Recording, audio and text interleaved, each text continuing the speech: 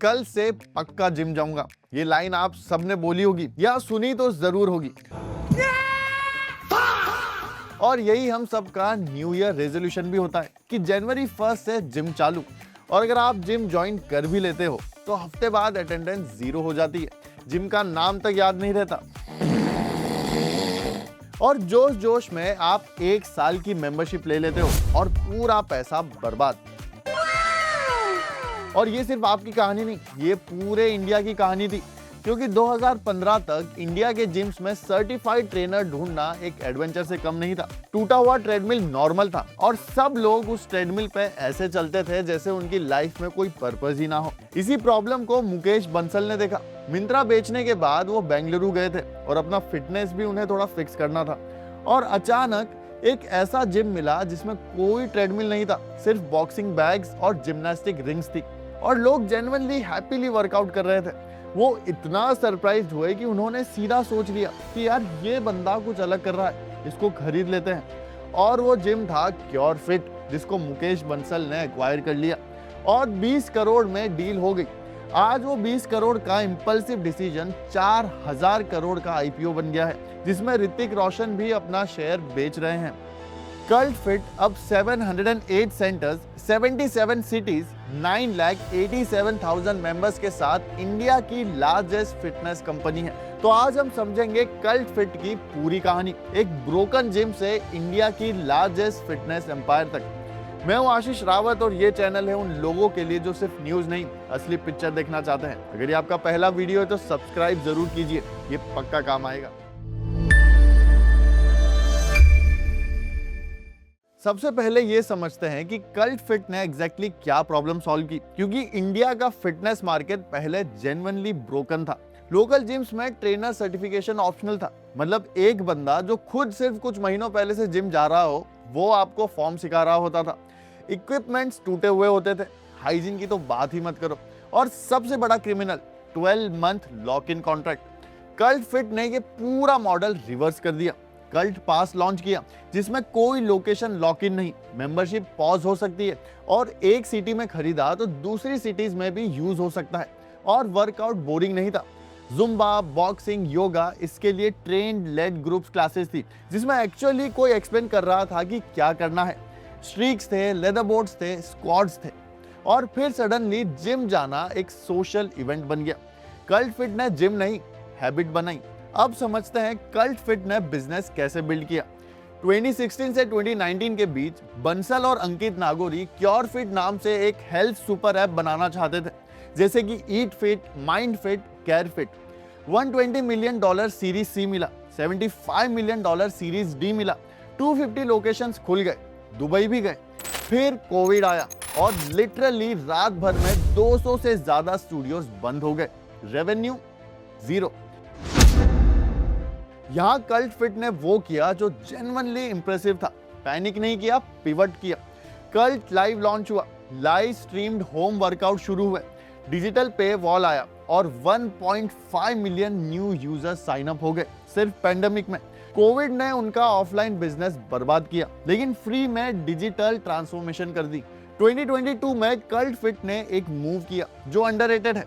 Cult fit ने gold gym India की majority stake खरीद ली। ये वही गोल्ड जिम है जो हॉलीवुड मूवीज में बॉडी बिल्डर्स का टेंपल माना जाता है, मतलब वही अर्नोल्ड वाली वाइब। इसके साथ फिटनेस फर्स्ट भी एक्वायर किया, फिट सो जो जोमेटो से $50 मिलियन में खरीदा, और फिटर्निटी जो हजारों इंडिपेंडेंट जिम्स को एक प्लेटफॉर्म पे लाता था। 2021 से 22 के बीच 14 कंपनीज एक्वायर की। ये क्लासिक रोल अप स्ट्रेटेजी थी कि कंपटीशन खरीद लो, उनके मेंबर्स अपने आप में माइग्रेट करो और रियल एस्टेट सिक्योर करो बिना नए लीज साइन किए। मतलब कल्ट फिट ने एक एक करके अपने कॉम्पिटिटर्स को लिटरली खरीद लिया और उन्हें पता भी नहीं चला कि ये कंपटीशन नहीं, एब्जॉर्प्शन था। अब आते हैं कल्ट फिट के सबसे इंटरेस्टिंग बिजनेस डिसीजन पे, cult sport.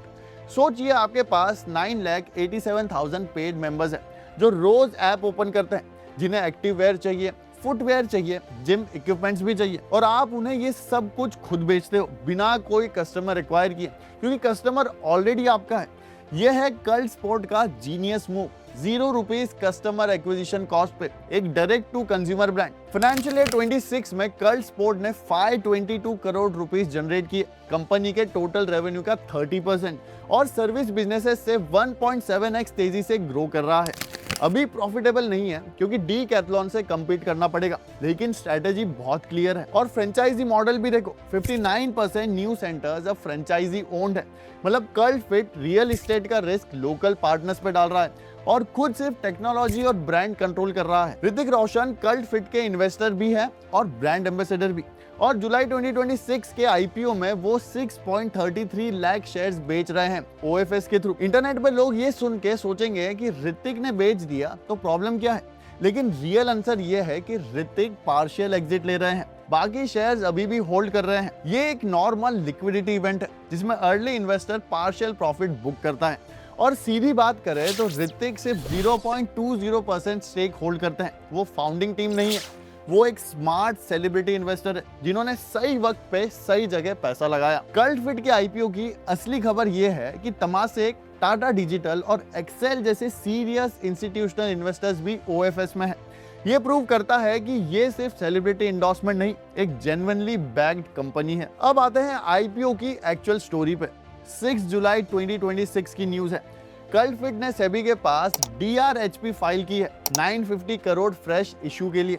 Total IPO 4000 crore तक का हो सकता है। फाइनेंशियल ईयर 26 में रेवेन्यू 1720 करोड़ था, 41% ग्रोथ के साथ, और नेट लॉस 48% नैरो होकर 251 करोड़ रह गया, और इबिटा पॉजिटिव 8.4% मार्जिन पे है। फ्रेश इशू का पैसा कल्ट एलिट और कल्ट नियो सेंटर्स एक्सपांड करने में और कल्ट स्पोर्ट रिटेल आउटलेट्स में जाएगा। लेकिन एक इंटरेस्टिंग मिसमैच ये है कि 90.44% फिटनेस सर्विस रेवेन्यू सिर्फ 4 सिटी से आता है। पूरा बिजनेस मेट्रो डिपेंडेंट है। टीयर 2 और टीयर 3 एक्सपेंशन अभी बाकी है, और यही नेक्स्ट 5 साल की रियल स्टोरी है। एक चीज है जो बहुत कम लोग डिस्कस करते हैं, कल्ट फिट का असली वॉर डीकैथलॉन के साथ है, किसी जिम चेन के साथ नहीं।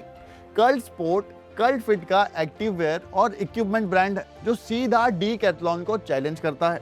लेकिन डीकैथलॉन के पास मैसिव स्केल है और अफोर्डेबल प्राइसिंग का ट्रेडिशन है। कल्ट फिट का एडवांटेज ये है कि उनके पास 9,87,000 कैप्टिव फिटनेस मेंबर्स है जो ब्रांड पर ट्रस्ट करते हैं। ये 0 CAC डिस्ट्रीब्यूशन है। आईपीओ प्रोसीड्स में 23.4 करोड़ रुपए स्पेसिफिकली कल्ट स्पोर्ट के एक्सक्लूसिव ब्रांड आउटलेट्स खोलने के लिए है। और एक इंटरेस्टिंग स्ट्रेटेजी देखो, कल्ट फिट अपनी सप्लाई चेन लोकलाइज कर रहा है, चाइना पे डिपेंडेंसी कम कर रहा है, और इंडिया फर्स्ट प्रोडक्ट डिजाइन बना रहा है जो इंडियन बॉडी टाइप्स और क्लाइमेट के लिए स्पेसिफिक है। अगर ये अच्छे से एग्जीक्यूट हुआ तो डीकैथलॉन के लिए एक सीरियस कॉम्पिटिटर खड़ा हो सकता है। तो मेरा सोचना ये है कि कल्ट फिट जेन्युइनली इंप्रेसिव है। एक ऐसे मार्केट में जहां हर जिम अपना वक्त आएगा, इस वाली मेंटालिटी से चलता था, उन्होंने टेक्नोलॉजी, गेमिफिकेशन और कम्युनिटी से एक जेन्युइनली स्टिकी प्रोडक्ट बनाया। लेकिन मेरी कंसर्न ये है कि 90% रेवेन्यू 4 सिटीज से आता है। टीयर 2 एक्सपेंशन बहुत चैलेंजिंग होगा क्योंकि वहां कंज्यूमर्स 9,000 से 15,000 एनुअल मेंबरशिप के लिए हेजिटेट करते हैं, और कल्ट स्पोर्ट 3 कॉन्सेक्यूटिव सालों से लॉस में है। डीकैथलॉन से कम्पीट करना इजी नहीं होगा। मेरी बोल्ड प्रेडिक्शन ये है कि अगर कल्ट फिट अपना फ्रेंचाइजी मॉडल टीयर 2 सिटीज में सक्सेसफुली एग्जीक्यूट कर पाया तो ये इंडिया का first true fitness unicorn by reach बनेगा, जबकि अभी सिर्फ वैल्यूएशन में यूनिकॉर्न है। एक लाइन में देखे तो वो बंदा जिसने जनवरी 1 पे जिम ज्वाइन करके अप्रैल में छोड़ा, उसी के लिए मुकेश बंसल ने ये कंपनी बनाई। ऋतिक रोशन ने इन्वेस्ट किया, तमासेक ने पैसा लगाया, और आज 4,000 करोड़ का आईपीओ आ रहा है। और आयरोनिकली वही बंदा अभी भी 1 जनवरी पे न्यू जिम ज्वाइन करेगा और अप्रैल में छोड़ देगा, सिर्फ अब कुछ एक्सपेंसिव जिम्स में। और आपके लिए क्वेश्चन ये है कि क्या आपको लगता है कि कल्ट फिट का आईपीओ हिट होगा, या इंडिया का फिटनेस ऑब्सेशन सिर्फ इंस्टाग्राम पे रहेगा, एक्चुअल जिम में नहीं? कमेंट्स में जरूर बताइए, क्योंकि दुनिया को समझना सबसे बड़ा इन्वेस्टमेंट है जो आप कर सकते हैं। मैं हूं आशीष, मिलते हैं अगली केस स्टडी में एक और इंपॉर्टेंट टॉपिक के साथ।